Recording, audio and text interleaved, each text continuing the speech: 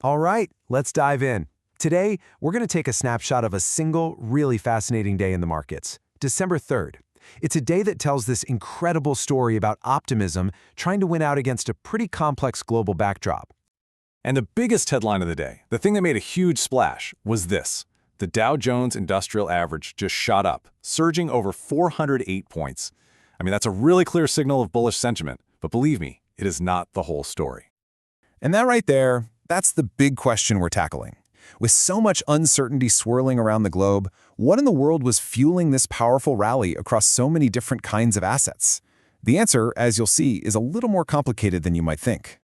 So, first up, let's pop the hood and look at the engine room of this rally, the stock market itself. This is really where the core story of the day starts to take shape.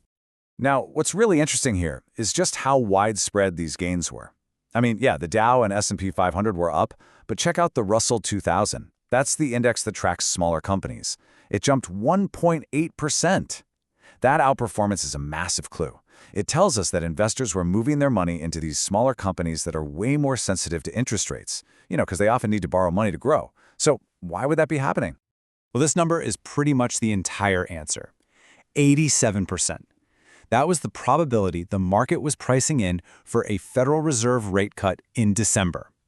This one single expectation was like high-octane fuel for the whole rally, basically convincing investors that cheaper money was right around the corner. But even when it looks like a sea of green out there, individual stories always matter. Take Marvell Technology. It soared 9% just on strong forecast for its data center business. But on the flip side, you had Macy's, which dropped over 4% after some weak results. It's just a powerful reminder that a rising tide doesn't necessarily lift all boats. Okay, so let's pivot now. We're going to shift gears from stocks to the world of hard assets and commodities. Because over here, a very different but just as powerful rally was going on. And you can see a real split right here. Precious metals like gold and silver had an awesome day, just building on what was already an incredible year. But meanwhile, WTI crude oil, it only saw a pretty modest gain. This is so crucial. The optimism of the day wasn't just about risk-on assets like stocks. Investors were also flocking to traditional safe havens.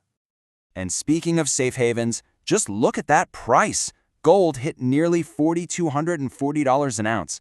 This wasn't just a little bump. It was a huge, monumental move, pushing the metal toward record highs and really cementing its status as the go-to asset when things feel uncertain. So, what was behind this crazy surge in gold and silver? Well, it was like a triple threat. First, those same bets on Fed rate cuts that boosted stocks, they also made gold, which doesn't pay interest, look a lot more attractive.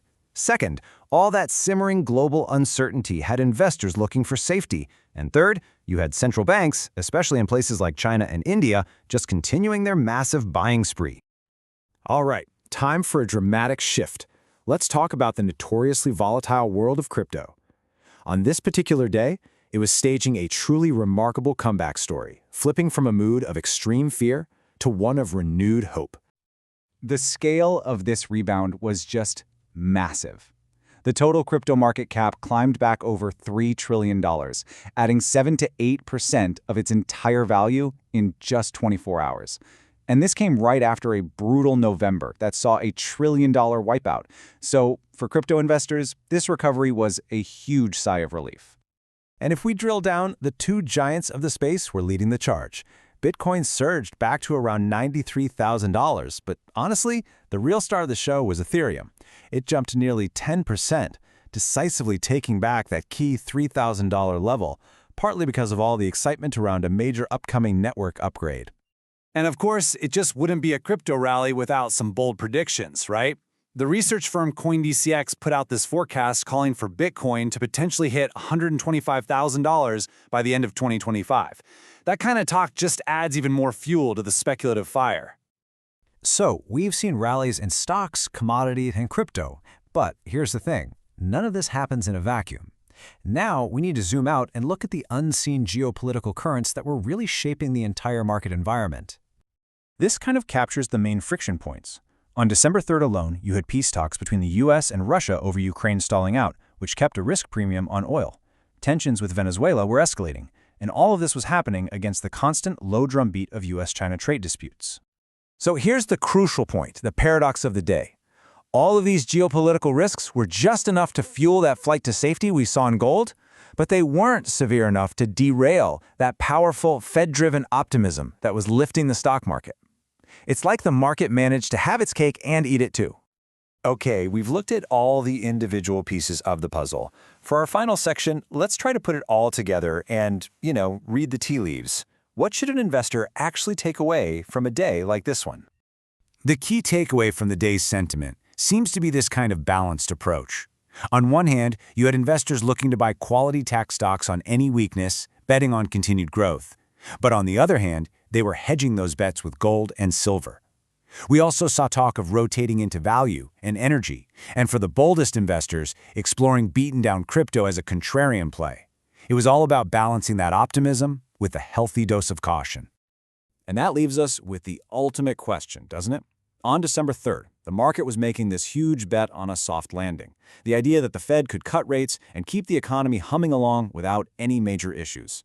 But was that clear-eyed optimism based on solid ground, or was it a dangerous illusion, ignoring the storm clouds that were clearly gathering on the horizon? The answer to that question is what will define the markets for months to come.